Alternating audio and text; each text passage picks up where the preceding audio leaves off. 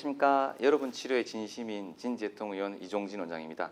오늘은 저번에 제가 영양제에 관해서 설명드렸었는데요. 그에 이어서 수액으로 맞으면 좋을 것들, 어떤 것들은 수액을 맞으면 될까라는 것에서 설명을 드리도록 하겠습니다. 우리 보통 이제 어떨 때 영양제를 맞으면 좋을까, 수액을 맞으면 좋을까 많이들 여쭤보시는데요. 일단은 뭐 영양제라는 게 말 그대로 영양을 공급하는 거니까 우리가 부족한 걸 만든 거니까 되게 몸이 많이 필요할 때라든가 몸이 많이 좀 처질 때, 실제로 병이 있을 때 그럴 때는 좀 도움을 받는 게 좋겠죠.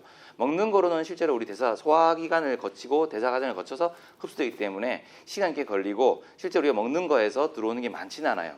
물론 실제로 우리 소화기관이 작동해서 대사에서 들어오는 게 가장 좋은 방법이긴 한데 약을 쓰더라도 보통 혈관을 놓거나 엉덩주사를 놓거나 그런 것보다 먹는 게 제일 먼저 선택인 경우가 바로 그런 것이고요. 실제로 좀 심각하거나 빨리 약을 써야 될 때만 그렇게 하는 이유가 혈관을 놓는 이유가 그런 건데 되게 이제 아무리 깨끗하더라도 실제로 바로 우리 몸에 들어갔을 때 문제 일으키는 거가 있으니까 우리가 먹어서 우리 소화기관이라든가 나머지 대사기관에서 한번 여러 가지 장벽을 통해서 깨끗하게 만들어서 걸러서 혈관으로 가는 게 더욱 좋겠다는 게 당연한 말이겠죠. 하지만 급하거나 아니면 지금 당장 어느 정도 검증된 수액제를 혈관으로 만든 거는 이 빠른 속효성과 그리고 성분을 더 많이 넣을 수 있다는 그런 장점에 의해서 많이 권장되고 있습니다. 자, 그럼 영양제를 보통 세 가지로 구분하면 좋겠습니다. 되게 첫 번째는 아미노산, 그다음 두 번째로는 이제 미네랄, 세 번째로는 비타민. 이 정도로 구분해서 우리 선생님들이 맞게 되는데요. 되게 이제 이 세 가지가 한꺼번에 다 들어가죠. 비타민 같은 경우는 대표적으로 비타민 B와 비타민 C, 주사제로 비타민 B 컴플렉스라 해서 비타민 B군이 여러 개가 들어가 있는 B 컴플렉스가 있고요. 그와 함께 비타민 C가 대표적으로 두 가지가 많이 쓰입니다. 비타민 C 같은 경우는 오스모몰 농도라든가 산도가 조금 이제 문제가 돼서 혈관에 들어올 때 굉장히 많이 아파요. 그래서 보통 우리가 이제 비타민 C를 많이 맞게 되면 이 혈관을 큰 거를 잡아야 돼요. 작은 거 손끝에 잡아버리면 되게 아파요. 그렇기 때문에 또 시간도 빨리 못 맞아요. 아파가지고. 그렇기 때문에 이 비타민 C를 맞을 때는 여러 가지 시간이라든가 이런 것들을 좀 고려해서 맞는 게 중요하고요. 그 다음 미네랄은 되게 이제 우리가 여러 가지 있는데 대표적으로 마그네슘. 우리 마그네슘 같은 경우는 굉장히 중요한 이런 미네랄인데요. 이게 통증에도 쓰이고 이 자체가 우리 근육 이완에도 쓰이고 여러 가지 역할을 하거든요. 그렇기 때문에 마그네슘은 필수로 많이 맞도록 합니다. 저 같은 경우는. 이게 심장에도 좋고 우리 근육 이완에도 좋고 여러 가지 통증을 일으키는 대사질환 작용해서 조혈소로 작용하면서 많이 작용하고 또 실제로 여러 가지 효소들이 우리 몸에 쓰이는데 호르몬도 그렇고 이 마그네슘이 많이 쓰입니다. 그리고 특히나 이제 보통 우리가 근육이라는 게 이완 수축을 반복해서 우리가 팔을 움직이고 몸을 움직이고 운동을 하게 되는 건데 이 근육을 수축할 때는 미오신 액틴이라고 하는 그 근육의 가장 작은 단위에 칼슘이 들어가서 수축을 하는 것이고 이걸 빼내야 되는데 이걸 빼낼 때 밖에서 보통 칼륨이랑 마그네슘이 같이 있어야지만 이게 빼집니다. 그러면 근육이 이완이 되는 거죠. 우리가 충분히 쉬고 싶을 때 근육이 이완이 안 되고 긴장해 있으면 쉬어지지가 않잖아요. 항상 긴장해 있고 그것 때문에 통증이 여기저기 많이 아픈 것이고 근육이 뭉치고 그렇죠. 그걸 우리가 이완시켜주고 편하게 만들어주는 게 결국은 마그네슘인 거고 보통 우리가 근육이 뭉치거나 눈이 떨리거나 할 때 보통 주변 분들이 마그네슘 드세요라 말을 하잖아요. 그 이유가 마그네슘이 들어가서 근육을 이완시켜주기 때문에 그런 부분 말씀을 쥐관할 때라든가 눈이 떨릴 때라든가 근육 경련이 일어날 때 쓰라고 하는 이유가 그것입니다. 다른 미네랄로 제가 많이 권하는 게 징크, 아연입니다. 아연은 굉장히 많이 씁니다. 특히 우리가 굴 같은 거 먹으러 굴 파는 식당에 가버리면 많이 적어놨죠. 가사노바가 많이 먹던 음식이니 뭐니 하면서 굴 자체에는 요즘 되게 굴이 중금속이 많아가지고 좀 문제된다 하지만은 그렇기 때문에 굴 같은 거 음식으로 섭취하기가 조금 부담이 되는 경우에는 아연을 수액으로 맞으면 대량 성분을 한꺼번에 갈 수 있어서 되게 좋아요. 아연이 우리 보통 이제 코 점막에서 우리 냄새를 맡을 때 굉장히 큰 역할을 하고요. 이 점막 분포가 많고 그다음에 특히 남성 같은 경우는 이 정액에 많이 포함되어 있어요. 그렇기 때문에 이 아연을 많이 먹으면 정력에 좋다는 말이 그런 데서 나온 거고 실제로 우리 정수에서 정액을 분비하거나 만들 때 징크가 굉장히 많이 씁니다. 그렇기 때문에 아연을 꼭 섭취하라고 말씀드리는 거고 그렇다면 남자에게만 좋을까요? 그렇지 않습니다. 되게 여성분들 피부 미용에 관심 많은데요. 되게 우리 보통 피부 미용에서 특히 상처가 수복되거나 피부가 좀 좋아지거나 우리 피부에서 어떤 상처가 난 다음에 탈락될 때 우리가 피부가 여서 레이저 시술을 받는다거나 여러 가지 시술을 받고 난 다음에 피부가 다시 재생될 때 아니면 아바 같은 크림 발라가지고 필링 많이 하죠. 이게 피부를 한꺼번에 벗고 난 다음에 재생될 때는 반드시 필요한 성분이 바로 징크입니다. 그렇기 때문에 피부 미용에도 아연이 꼭 필요한 것이죠. 나는 상처가 났는데 상처가 잘 안 났고 계속 오래 간다, 고생한다. 그럴 때는 징크를 반드시 생각해 보시고요. 아까 말씀드린 것처럼 코 점막의 마이종양에서 냄새를 맡는데 도움된다 했지 않습니까? 그러니까 역으로 생각하면 징크가 없으면 냄새를 잘 못 맡아요. 우리 보통 음식을 먹을 때 냄새가 작용하는 것이 약 8알이에요. 그만큼 냄새가 안 좋으면 아무리 맛있어도 못 먹어요. 비린내 나는 음식 아무리 맛있어도 먹습니까? 못 먹어요. 그렇기 때문에 냄새를 잘 못 맡으면 음식을 잘 못 먹고 식욕이 감퇴하고, 보통 어르신들 밥 잘 못 먹으면 그건 꼭 징크를 먹으라고 먼저 첫 번째로 말씀드리거든요. 그 이유가 아연이 필요한 이유입니다. 그러면 아연의 부작용도 있겠죠. 아연을 많이 먹으면 부작용이 하나가 있습니다. 그게 바로 피카라고 해서 이식증. 그만큼 식욕이 왕성해져 가지고 우리 어릴 때 보면 막 흙 주워 먹고 물감 짜 먹고 뭐 이상한 거 많이 먹죠. 그런 애들 있지 않았나요? 저만 그런가? 어쨌든 간에 이렇게 이상한 이식증, 식욕이 너무 왕성해져 가지고 이상한 걸 먹는 경우가 바로 그런 징크의 부작용인데, 되게 우리나라 사람들 징크가 부족하면 부족했지 많은 사람 거의 없기 때문에 안심하고 맞아도 됩니다. 그 다음은 아미노산입니다. 아미노산 같은 경우는 되게 어느 수액을 맡든 간에 기본적 베이스에 아미노산을 깔고 맡게 되는데요.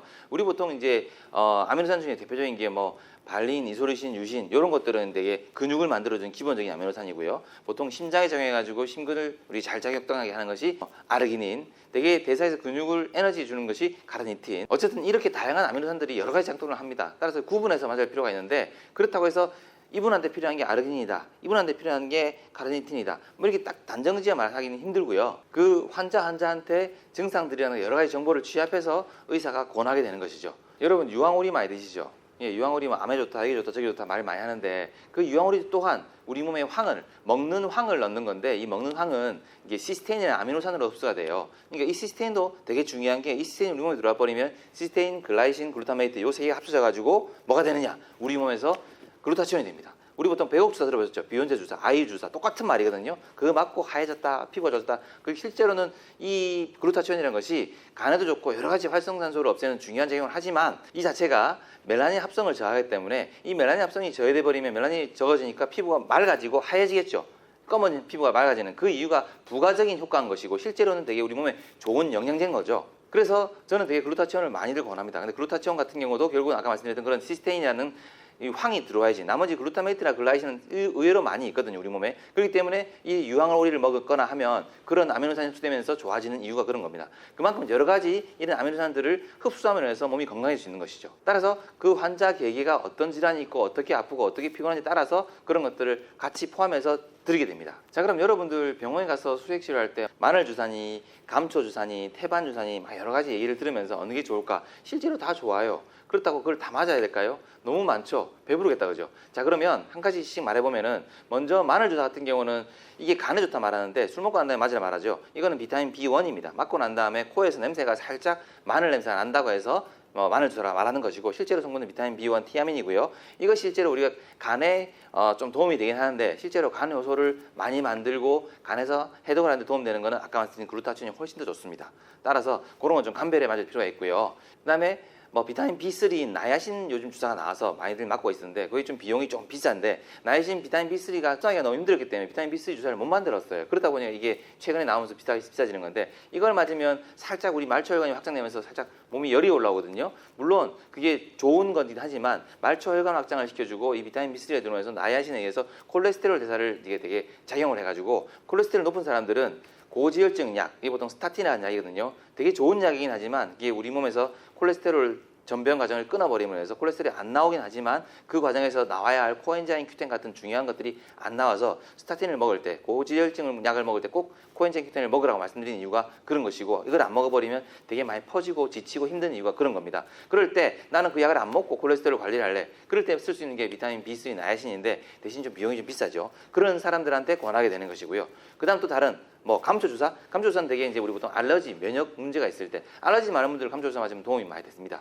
태반 주사도 굉장히 도움 많이 됩니다. 되게 특히나 이제 여성분들 같은 경우에 좀 젊은 분들은 제가 조금은 자제를 하는데, 이유가 뭐냐면 여성분들 중에서 조금 연세가 많으신 분들 태반 주사 꼭 맞아야 되는데, 그런 중에서도 가끔씩 부작용이 생긴 경우가 있습니다. 그거는 뭐냐면, 태반 주사 자체가 여성 호르몬 많이 들이다 보니까 여성 호르몬에 이펙트가 있어서 생리가 끊긴데도 불구하고 부정출혈, 생리가 나오는 것처럼 나타나는 경우가 있거든요. 물론 그게 반복되면서 사라지긴 하는데, 환자분들 되게 오해할 수 있어서, 실제로 부작용이라보다는 그 약을 맞았을 때 일어나는 어떻게 보면 당연한 거쳐가는 현상이라고 볼 수 있기 때문에 너무 걱정하지 마시고요. 그럼 실제로 태반 주사는 어떻게 맞는데, 실제로 태반 주사는 저는 여러 가지 경우에 많이 나와요. 태반 주사는 말 그대로 우리 아기가 엄마 뱃속에 있을 때 먹여 살리는 우리 몸을 다 만들 수 있는 그런 성분이라서 특히나 이 태반 안에 있는 왓슨 젤리라는 그런 부분에는 굉장히 줄기세포라도 엑소좀 좋은 성분들이 많이 있어가지고 여러 가지 질환 치료에 많이 시도되고 있어요. 이런 태반과 연결되는 이 제대리라는 것이 되게 지금 우리 뭐 여러 가지 줄기세포 치료제로 나오고 있는 제형들이 대부분 거기서 나온 거고 굉장히 중요한 부분이 많아서 실제로 좋은 거기 때문에 내가 많이 권하게 되는 부분입니다. 그래서 저 같은 경우는 우리 병원에서는 이 태반 주사를 기본적으로 깔고 다른 것들을 플러스 알파로 놔드리고 있어요.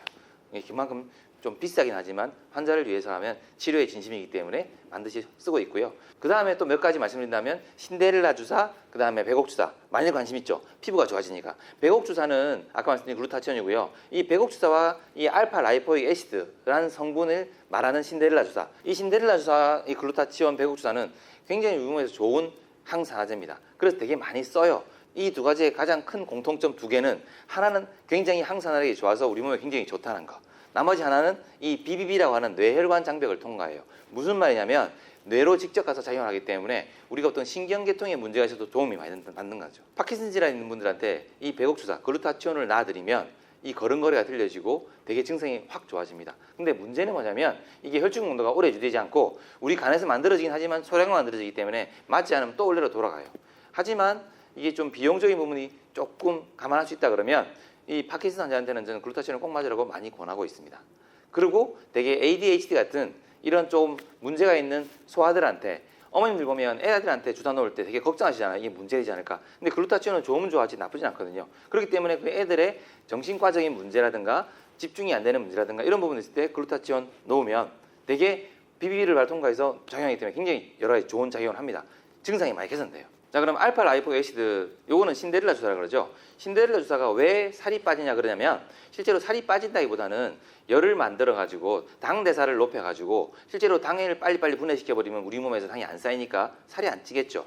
뭐 그런 부가적인 효과를 통해서 결국은 신데렐라 주사가 살이 빠지니까 신데렐라처럼 이뻐진다고 신데렐라 주사를 말한 것이고, 실제 알파 라이포 애시드 또한 이 BBB를 통과해서 뇌에다 좋은 작용을 할 뿐만 아니라 신경의 작용을 좋게 할 뿐만 아니라 얘가 또 우리가 아까 말씀드린 것처럼 당 대사를 조절해서 당뇨 있는 분들한테 굉장히 도움이 많이 돼요. 그 역으로 생각하면 정상인 사람이 누워서 그 방금 말씀드렸던 알파 라이포 애시드 신데렐라 주사를 맞고 난 다음에 일어서면 살짝 핑 도는 경우가 있어요. 그 이유가 뭐냐면 갑작스럽게 혈당이 떨어져서 그만큼 혈당을 떨어뜨려서 여러 가지 좋은 작용을 하기 때문에 일시적으로는 좀 어지러울 수 있는 것이죠. 따라서 저는 보통 환자분들한테 뭔가 플러스 알파로 더 맞자고 말씀드릴 때는 글루타치온과 이 알파 라이포 애시드, 신데렐라 주사와 백옥 주사를 많이 말하게 되는데요. 단점은 이런 백옥 주사 같은 경우는 이런 좋은 항산화제는 환원력이 강해가지고 햇빛을 만나버리면 금방 깨져버려요. 그렇기 때문에 이런 밝은 데서 수액으로 맞아버리면 금방 다 깨져서 몸에 들어간 게 별로 없어요. 그렇기 때문에 껌껌한 데서 맞거나 아니면 저 같은 경우는 슈팅을 해서 빨리 놔드립니다. 그러면은 최대한의 손실, 최소한의 손실로 몸 안에 좋은 성분이 다 들어가니까 좋겠죠. 그리고 이 글루타치온을 맞을 때는 중요한 것이 셀레늄이라는 성분, 미네랄을 꼭 만나야 됩니다. 이 셀레늄은 각성성에도 좋고 여러 가지 좋은 작용을 하지만 이것도 항산화제로 작용하는 미네랄이지만 이 셀레늄 자체가 글루타치온을 글루타치온 페록시다제라고 하는 활성형으로 바꿔주기 때문에 이 자체가 있어야지만 우리 몸에서 활성형으로 바뀌어서 작용을 한다는 것이죠. 이 외에도 지켜야 할 규칙들이 되게 많아요. 그런 규칙들을 잘 지키는, 그만큼 일단은 그런 규칙을 지키려면 알아야죠. 그런 공부를 많이 한, 기능의학 공부를 많이 한 영양제에 대해서 좀 진심인 사람, 의사선생님들을 잘 만나서 치료를 받으시면 더욱더 도움 되겠습니다. 자, 그러면 수액을 맞은 부작용은 없을까라는 생각하게 되는데요. 이건 믹스하지 말아야 할 것들이 믹스하는 경우가 문제가 됩니다. 예를 들어서 아까 말씀드린 셀레늄이라는 성분 굉장히 좋죠. 비타민C 굉장히 좋죠. 이걸 섞어버리면 빨간색 침전물이 생깁니다. 근데 내가 그런 거에 잘 모른다 그러면 마구 섞어서 좋은 거 막 섞어서 놓겠죠. 그러면은 그런 침전물이 들어가서 혈관을 막는 문제가 생길 수도 있어요. 그렇기 때문에 이왕이면 여러분들 믿을 만한 의사선생님들 잘 만나서 자기의 증상들, 자기의 정보들을 많이 전달한 다음에 좋은 수액을 맞고 빨리 건강해지길 바랍니다. 자, 오늘은 여러분과 함께 저번 영양제, 먹는 영양제에 이어서 이제 맞는 수액제 영양제를 설명드렸습니다. 물론 이 방대한 양을 줄여서 말한다고 조금밖에 말씀 못 드린 것 같은데 혹시나 다음에 기회 있으면 좋은 주사제를 하나하나 제가 짚어가면서 더 많은 정보를 드릴 수 있도록 노력하겠습니다. 자, 이상 여러분 치료의 진정 진심인 진재통의원 이종진 원장이었습니다. 감사합니다.